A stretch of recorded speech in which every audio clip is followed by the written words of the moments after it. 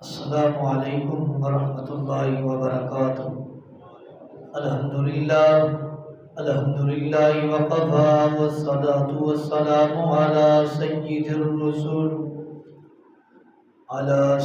الرسل وخاتم الانبیاء۔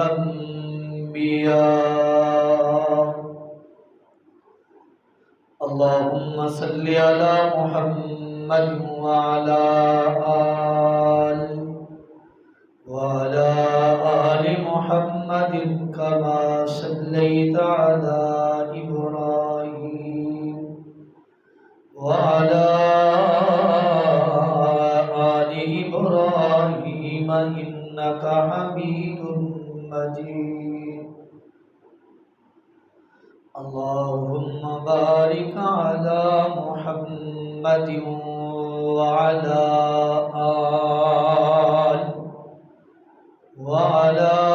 آل محمد كما باركت على إبراهيم وعلى آل إبراهيم إنك حميد مجيد۔ المبعوث إلى الأسود والأحمر لتتميم مكارم الأخلاق، لا يخلق نبي ولا رسول بعده ولا أمة بعد أمته ولا شريعة بعد شريعته، أما بعد فأعوذ بالله من الشيطان الرجيم۔ بسم الله الرحمن الرحيم۔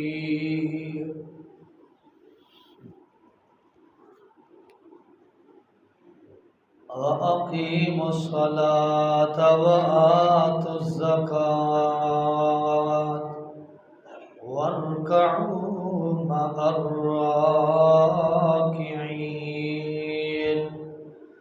قال النبي صلى الله عليه وسلم: صلوا كما رأيتموني أصلي، أو كما قال النبي صلى الله عليه وسلم۔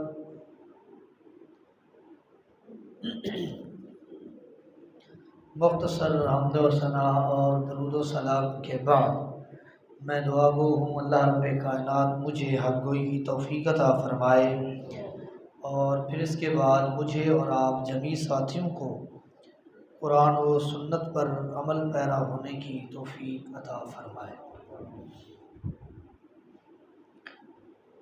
نماز کے حوالہ سے گفتگو چل رہی ہے۔ اللہ رب کائنات سے دعا کرتا ہوں اللہ رب کائنات ہمیں سنت نبوی کے مطابق ہمیشہ نماز پڑھنے کی توفیق عطا فرمائے۔ اللہ ہماری نماز کو ہمارے لیے نجات کا سامان بنا دے۔ اللہ یہ نہ ہو کہ ہماری یہی نماز ہمارے لیے وبال جان بنے اور ہمیں جہنم میں لے جائے۔ اے اللہ ایسی نماز سے ہمیں محفوظ فرما، سنت کی موافقت اور مطابقت عطا فرما۔ اے اللہ مسلمانوں کی نصرت فرما، فلسطین کی اے اللہ حفاظت فرما، مسجد اقصی کی حفاظت فرما۔ اے اللہ نبیوں کے وطن اس فلسطین کی حفاظت اور نصرت فرما۔ اے اللہ ہمیں مسلمانوں کو متحد ہونے کی توفیق عطا فرما۔ نماز کے حوالہ سے گفتگو ہے۔ پچھلے جمعہ سجدے کی اختتام کر بات پہنچی تھی۔ آج تشہد کے حوالہ سے چند گزارشات آپ کے سامنے رکھوں گا۔ 2 سجدے کرنے کے بعد ہم نے تشہد بیٹھنا ہے۔ تشہد 2 جگہ بیٹھا جاتا ہے۔ اگر 3 رکعت والی نماز ہے یا 4 رکعت والی نماز ہے تو دوسری رکعت میں بھی تشہد بیٹھتے ہیں اور آخری رکعت میں بھی تشہد بیٹھتے ہیں۔ وہ آخری رکعت آپ کی تیسری ہو یا چوتھی ہو، لیکن اس کے بیٹھنے کے انداز میں ذرا فرق ہے۔ وہ فرق یہ ہے کہ اگر دوسری رکعت کا تشہد بیٹھنا ہے تو اس انداز میں بیٹھیں جس طرح 2 سجدوں کے درمیان بیٹھتے ہیں۔ وہ انداز یہ ہے کہ آپ کا دایاں پاؤں کھڑا ہونا چاہیے اور بایاں پاؤں نیچے بچھا ہو اور اس کے اوپر آپ بیٹھیں، باہر نہ نکلا ہو، پاؤں کے اوپر ہی بیٹھیں۔ اور آخری رکعت کا تشہد ہے وہ تیسری ہے یا چوتھی ہے تو اس کے بیٹھنے کے انداز میں فرق اس طرح ہے کہ ایک پاؤں جو دایاں ہے وہ تو کھڑا ہے، جو بایاں پاؤں ہے وہ باہر کی طرف نکالیں اور تورک بیٹھیں، سرین کے بل بیٹھیں، پاؤں کے اوپر نہیں بیٹھیں، بائیں پاؤں کے اوپر نہیں بیٹھنا بلکہ فرش کے اوپر بیٹھنا ہے۔ یہ فرق ہے۔ اور تشہد میں ہاتھ کس انداز میں رکھنے ہیں، نبی علیہ الصلوۃ والسلام نے امت مسلمہ کو اس کا طریقہ بتایا ہے۔ صحابہ کرام نے اس طریقے کو لوگوں کے سامنے رکھا ہے۔ نبی علیہ الصلوۃ والسلام اپنا بایاں ہاتھ گھٹنوں کے اوپر اور آدھا گھٹنوں کے اوپر والے حصے پر ہوا کرتا تھا، ران پر، آدھا ران پر اور آدھا گھٹنے کے اوپر اس طرح رکھیں۔ اور جو دایاں ہاتھ ہے اس کے رکھنے کے 3 طریقے ہیں۔ 3 طریقے ہیں۔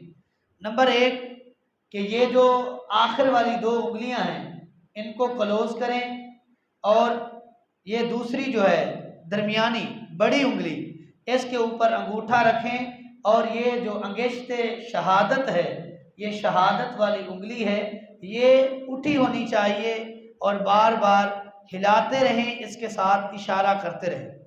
یہاں اس غلطی کی طرف بھی آپ کی توجہ لے کر جانا چاہتا ہوں جو عام طور پر ہر نمازی میں پائی جاتی ہے، اکا دکا کوئی ہے جو اس غلطی سے محفوظ ہو، اور وہ یہ ہے کہ جب اشہد اللہ الہ الا اللہ پر پہنچتے ہیں اس وقت یہ شہادت والی انگشت شہادت کو اٹھا کر اس کو ہلاتے ہیں، اس کے ذریعے اشارہ کرتے ہیں۔ جب یہ شہادت والے جملے کلمات ختم ہو جائیں تو دوبارہ اسی حالت میں لے آتے ہیں۔ یہ کسی صحیح حدیث سے ثابت نہیں ہے، کسی بھی صحیح حدیث سے یہ طریقہ ثابت نہیں ہے۔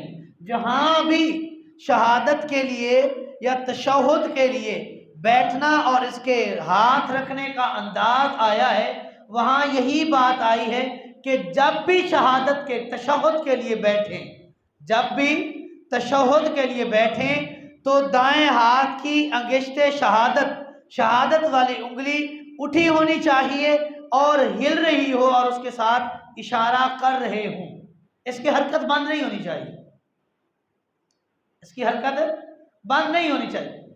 دوسرا طریقہ یہ ہے کہ ہاتھ کو 53 کے طریقے پر لے آئیں،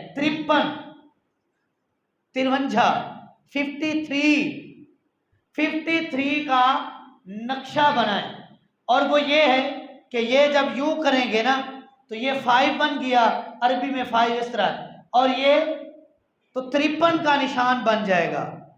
عربی میں 5 یوں بھی ہوتا ہے تو یہ 3 ہو گئے اور یہ 5 ہو گیا، تو پھر بھی 53 والا اشارہ بن جائے گا، اور اس کے ساتھ آپ نے شہادت والی انگلی کو ہلاتے رہنا ہے، حرکت میں رکھے رہنا ہے۔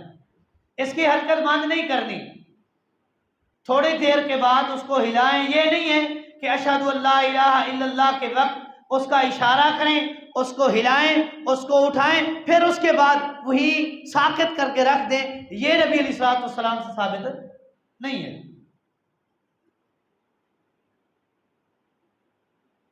یا یہ 3 انگلیاں، یہ جو آخری 3 ہیں، اس سے مٹھی بند ہونی چاہیے اور یہ یوں ہونا چاہیے. یہ بھی 5 اور 53 والا اشارہ بن جاتا ہے، اور اس طرح یہ حرکت میں رکھے. تو تشہد میں دایاں ہاتھ اس کی شہادت والی انگلی اٹھی ہونی چاہیے اور حرکت میں ہو، اس کے ساتھ اشارہ بھی کریں. اور اب تشہد میں ہم نے پڑھنا کیا ہے، دعا کیا کرنی ہے. نبی علیہ الصلوۃ والسلام نے یہ دعائیں خود بھی پڑھی ہیں، صحابہ کرام کو بھی سکھائی ہیں. سب سے پہلے نبی علیہ الصلوۃ والسلام جب تشہد میں بیٹھتے تو آپ یہ دعا پڑھا کرتے تھے. آپ میں سے ہر شخص کو آتی ہوگی، میرا گمان یہی ہے، نیک گمان ہے کہ ہر شخص کو آتی. میں دہرانے لگا، التحیات للہ والصلوات والطیبات السلام علیکہ ایہا النبی ورحمۃ اللہ وبرکاتہ، السلام علینا وعلی عباد اللہ الصالحین، اشہد ان لا الہ الا اللہ واشہد ان محمدا عبدہ ورسولہ. التحیات للہ، میری تمام تر عبادتیں، وہ میری قولی ہیں، فعلی ہیں، عملی ہیں، تمام تر عبادتیں اللہ کے لیے ہیں، پاکیزگیاں اللہ کے لیے ہیں. حمد و ثنا جو پیچھے کر چکا ہوں وہ ساری ایک اللہ کے لیے ہے. میری نماز بھی، میرا درود بھی اللہ کے لیے ہے. التحیات للہ والصلوات والطیبات، تمام پاکیزگیاں، پاک چیزیں، تمام پاک صفات اللہ کے لیے ہیں. السلام علیکہ ایہا النبی، سلامتی ہو آپ پر اے نبی جناب محمد الرسول اللہ صلی اللہ علیہ وسلم، ورحمۃ اللہ وبرکاتہ، اے نبی آپ پر اللہ کی طرف سے رحمت بھی ہو اور اللہ کی طرف سے آپ کی ذات پاک پر برکتیں بھی نازل ہوں. السلام علینا وعلی عباد اللہ الصالحین، سلامتی ہو مجھ پر. اب بندہ اپنے لیے دعا کر رہا ہے، اے اللہ ہمارے نبی جناب محمد الرسول اللہ صلی اللہ علیہ وسلم پر سلام ہو، آپ کے لیے سلامتی ہو، آپ کے لیے رحمت ہو، آپ کے لیے اللہ کی طرف سے برکت ہو. اب اپنے لیے دعا مانگ رہا ہوں، السلام علینا وعلی عباد اللہ الصالحین، اے اللہ مجھ پر بھی سلامتی ہو اور تمام تیرے وہ بندے جو نیک ہیں، جن کی زندگی نیکیوں میں گزرتی ہے، جو صالح لوگ ہیں، نیکوکار ہیں، نیکیاں کرنے والے ہیں، عباد اللہ الصالحین، اے اللہ سلامتی ان لوگوں کے لیے جو نیک اور صالح ہیں. میں گواہی دیتا ہوں کہ آپ کے علاوہ، اے اللہ آپ کے علاوہ کوئی معبود نہیں، کوئی عبادت کے لائق نہیں، کوئی مسجود نہیں، کسی کو سجدہ روا نہیں ہے. اے اللہ تو ہی ہمارا خالق ہے، مالک ہے، رازق ہے، داتا ہے، دستگیر ہے، غوث ہے. تیرے علاوہ کوئی نہیں ہے جو ہماری حاجتوں کو پورا کر سکے، ہماری ضرورتوں کو پورا کر سکے، ہماری آزمائشوں کو ہم سے دور کر سکے. کوئی ذات ایسی نہیں ہے سوائے تیرے. اور میں یہ بھی گواہی دیتا ہوں کہ محمد الرسول اللہ صلی اللہ علیہ وسلم اللہ کے بندے بھی ہیں اور اللہ کے رسول بھی ہیں. کتنی عمدہ دعا ہے.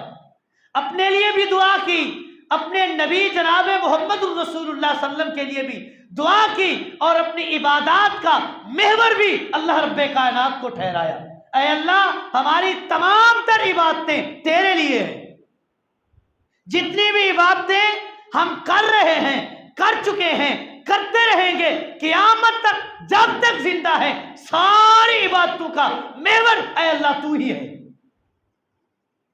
ساری باتیں، وہ قولی ہوں، وہ فعلی ہوں، وہ عملی ہوں، وہ میری زبان کے ذریعے ہوں، وہ میرے جسم کے ذریعے ہوں، جتنی بھی عبادتیں ہیں اے اللہ تمام تر عبادتوں کے لائق تو ہی ہے۔ اس دعا کے بعد نبی علیہ الصلوۃ والسلام درود ابراہیمی پڑھا کرتے تھے، اللہم صلی علی محمد وعلی آل محمد کما صلیت علی ابراہیم وعلی آل ابراہیم انک حمید مجید۔ اے اللہ تو رحمت نازل فرما محمد صلی اللہ علیہ وسلم، محمد صلی اللہ علیہ وسلم پر، اللہم صلی علی محمد وعلی آل محمد، اے اللہ تو رحمتوں کی بارش نازل فرما محمد الرسول اللہ صلی اللہ علیہ وسلم کی آل پر، آپ کے آل پر رحمتوں کا نزول فرما، کما صلیت علی ابراہیم، اے اللہ جس طرح تو نے رحمتوں کی برکھا برسائی ابراہیم علیہ السلام پر، وعلی آل ابراہیم، اے اللہ جس طرح تو نے رحمتیں نازل کی آل ابراہیم پر، انکا حمید مجید، اے اللہ تمام تر تعریفیں بھی تیرے لیے ہیں اور تمام تر بزرگیاں مجد سب چیزیں تیرے لیے ہیں۔ اللہم بارک علی محمد، اے اللہ برکت نازل فرما محمد الرسول اللہ صلی اللہ علیہ وسلم کی ذات اقدس پر، وعلی آل محمد، اے اللہ آل محمد پر بھی برکتیں نازل فرما، کما بارکت علی ابراہیم، جس طرح تو نے برکتیں نازل کی ابراہیم علیہ السلام پر، وعلی آل ابراہیم، ابراہیم علیہ السلام کی اولاد پر، انکا حمید مجید، اے اللہ تو ہی تعریفوں کے لائق ہے اور تو ہی سب سے بڑا بزرگ ہے، عزت کے لائق ہے، احترام کے لائق ہے، بزرگیاں تیرے لیے ہیں۔ درود ابراہیمی پڑھنی ہے، اور نبی علیہ السلام کا فرمان غالباً مسند احمد کے اندر ہے کہ اس شخص کی نماز نہیں جس کی نماز میں سورہ فاتحہ نہیں ہے، اور جس شخص کی نماز میں درود ابراہیمی نہیں ہے، جو مجھ پر درود نہیں پڑھتا اس کی بھی نماز نہیں ہے، جو نماز میں سورہ فاتحہ نہیں پڑھتا اس کی بھی نماز نہیں ہے، اور جو نماز میں تشہد نہیں بیٹھتا ایسے شخص کی بھی نبی علیہ السلام نے فرمایا نماز نہیں ہے۔ اب آپ خود اندازہ لگائیں، جو نماز میں سورہ فاتحہ امام کے پیچھے پڑھنے کے قائل نہیں، تو نبی علیہ السلام کے اس فرمان کے مطابق وہ خود کنسیڈر کریں آیا ان کی نماز قبول ہے یا نہیں ہے، موافقت سنت ہے اس کی نماز میں، مطابقت سنت ہے، اتباع سنت ہے، اطاعت محمد مصطفیٰ ہے جو ہمارے اوپر فرض ہے، لازم ہے، ہمارے لیے واجب ہے، ضروری ہے کہ ہم نے ہر نیکی میں ہر اچھائی میں اتباع محمد مصطفیٰ کرنی ہے صلی اللہ علیہ وسلم۔ نیکی تب بنے گی جب اس کام کو کیا محمد الرسول اللہ نے ہوگا صلی اللہ علیہ وسلم، جب جس کام کو، جس عمل کو، جس فعل کو، جس قول کو محمد الرسول اللہ صلی اللہ علیہ وسلم نے ادا نہیں کیا وہ نیکی نہیں ہے۔ میں نیکی کہوں، میرا استاد کہے، میرا بزرگ کہے، کہتا پھرے، نیکی نہیں بنتی، نیکی تب بنے گی جب اس پر مہر محمد الرسول اللہ کی ہوگی صلی اللہ علیہ وسلم۔ تو وہ نماز بھی قابل قبول نہیں جس میں سورہ فاتحہ نہیں، وہ نماز بھی قابل قبول نہیں جس نماز میں تشہد نہیں، اور وہ نماز بھی قابل قبول نہیں جس نماز میں درود ابراہیمی جس شخص نے نہیں پڑھا اس کی نماز بھی نہیں ہے۔ تو اس حدیث سے یہ بات سمجھ آئی کہ یہ تینوں چیزیں نماز کا لازمی جز ہیں، اگر ان میں سے کسی ایک کو چھوڑا، کسی ایک کو ترک کیا، چھوڑ دیا، اپنی منمانی کی، کسی بزرگ کی بات کو مانا، کسی مفتی کے فتوے کو مانا، کسی امام کے قول کو مانا، کسی مجتہد کے اجتہاد کو مانا، اور کسی کی رائے اور قیاس کو تسلیم کر کے عمل نہ کیا، تو محمد الرسول اللہ صلی اللہ علیہ وسلم کی حدیث کے مطابق آپ کی نماز ہوئی ہے یا نہیں ہوئی؟ درود ابراہیمی پڑھنا لازمی اور ضروری ہے۔ درود ابراہیمی کے بعد نبی علیہ الصلوۃ والسلام ایک دعا کیا کرتے تھے، بڑی عمدہ اور اعلیٰ دعا ہے، اللہم انی اعوذ بک من عذاب القبر۔ کتنی عمدہ دعا ہے۔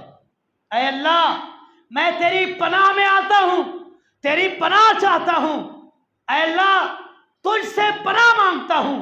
کس چیز کے لیے؟ اے اللہ مجھے قبر کے عذاب سے بچا، قبر کے عذاب سے بچا۔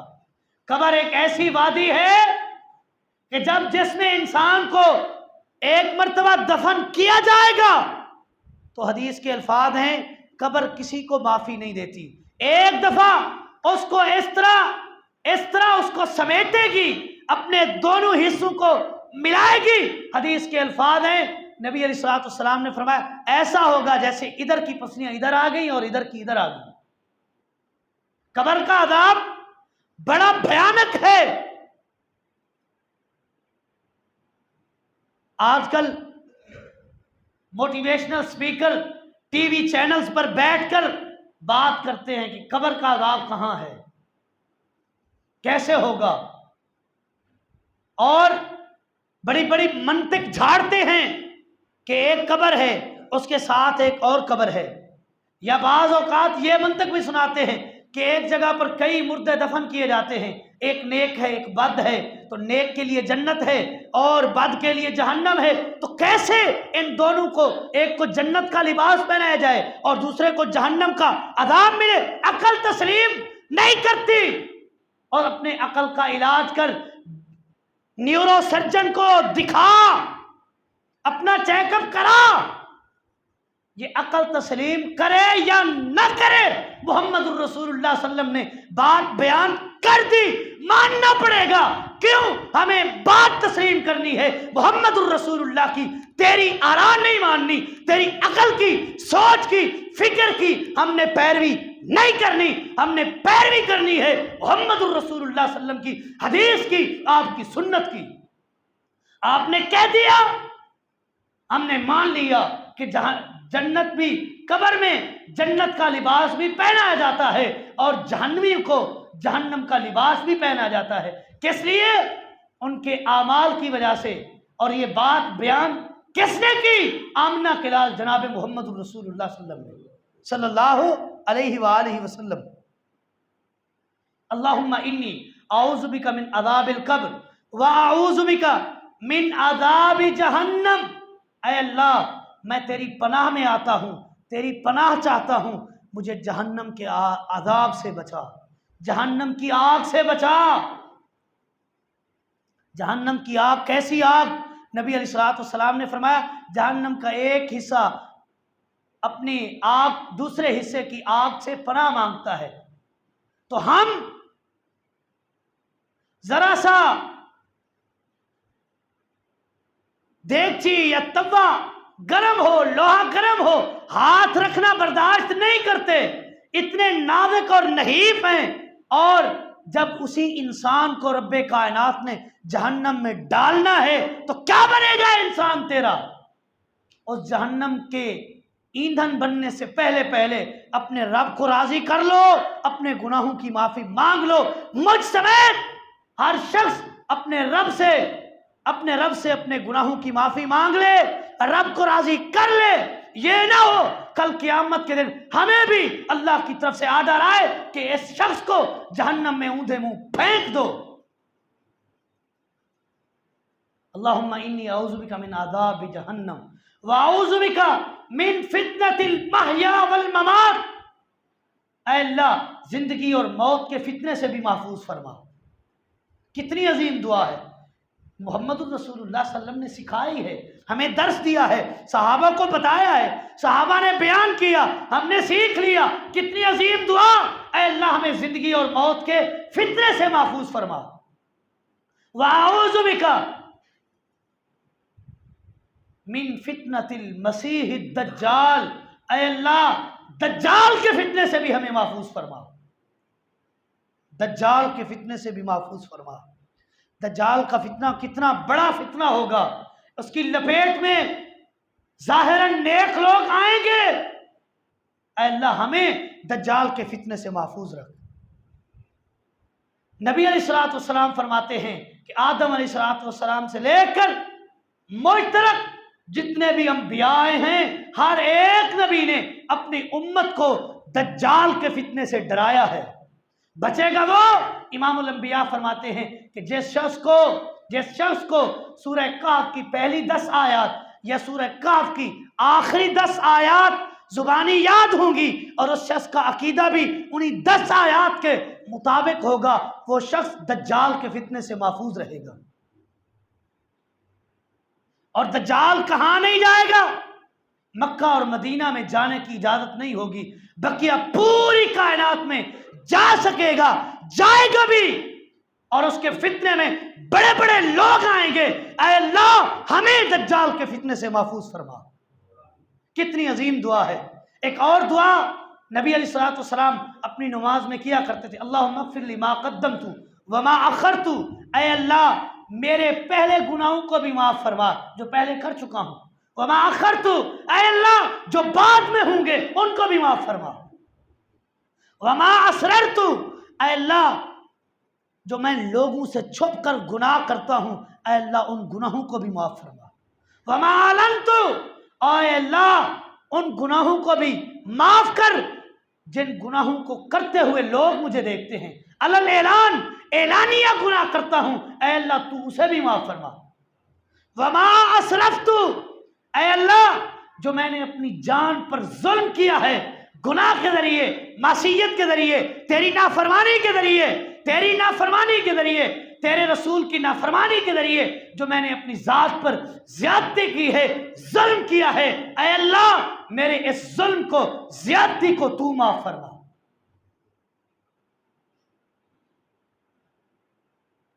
वमा अंत आलम बिही मिन्नी, ऐ अल्लाह तू अलीमुम बिज़ातिस सुदूर है, तू मुझसे भी ज्यादा मेरे गुनाहों को जानता है, ऐ अल्लाह जितने भी गुनाह है तू माफ फरमा।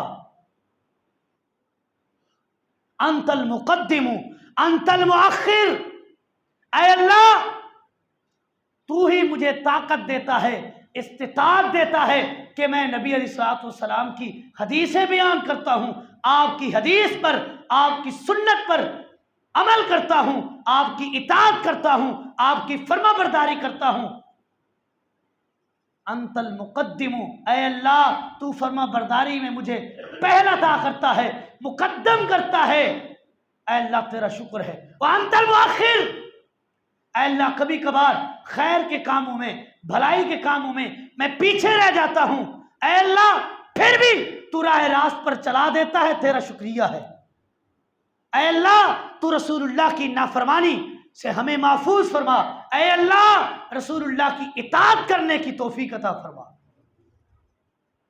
ला इलाहा इल्ला अंता, ऐ अल्लाह तेरे अलावा कोई इलाह नहीं, कोई माबूद नहीं, कोई मसजूद नहीं, कोई सजदे के लायक नहीं है, कोई इबादत के लायक नहीं है, तू ही दाता है, तू ही दस्तगीर है, तू ही गौसे आजम है, तू ही मेरा मालिक है, तू ही मेरा खालिक है, तूने मुझे पैदा किया, तूने कायनात बनाई, तूने कायनात का निज़ाम बनाया, ऐ अल्लाह तूने सूरज को पैदा किया, तूने चांद बनाया, ऐ अल्लाह सितारे तूने बनाए, ऐ अल्लाह बगैर सतून के आसमान को तूने खड़ा किया हुआ है, ऐ अल्लाह जमीन को हमारे लिए फर्श बनाकर बिछाया हुआ है, सब चीज पर तू कादिर है, तू इलाह है, तू इबादत के लायक है, तेरे अलावा कोई इबादत के लायक नहीं है। नबी अलैहिस्सलातु वस्सलाम का फरमान है, आखिरी हदीस सुनाकर अपनी बात ख़त्म करता हूँ, कि जब कोई शख्स अल्लाह रब्बे कायनात के सामने जितनी भी आरज़ुएं रखे, उसके बाद ये दुआ करे, ला इलाहा इल्ला अंता, अल्लाह रब्बे कायनात, इस दुआ की वजह से, इस दुआ में जो अकीदा बयान हुआ है, उस अकीदे की बरकत से जिस शख्स ने जो दुआ मांगी, अल्लाह रब्बे कायनात उसकी उस आरजू को, उस हाजत को पूरा करते हैं, उसकी उस दुआ को कबूल करते हैं, जो मांगा है वही अता करते हैं।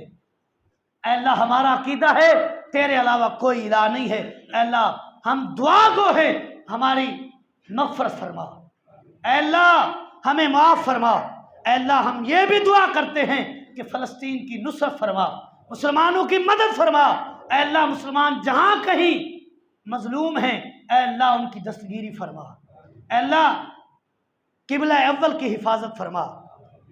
हम बेकस हैं, बेबस हैं, لاچار ہیں، اے اللہ ہم کچھ نہیں کر سکتے، تو ہی حفاظت کرنے والا ہے۔ جس طرح تو نے ابابیل کے ذریعے بیت اللہ کی حفاظت فرمائی، اے اللہ قبلہ اول کی حفاظت فرما، اے اللہ فلسطین کی حفاظت فرما، اے اللہ نبیوں کے وطن کی حفاظت فرما۔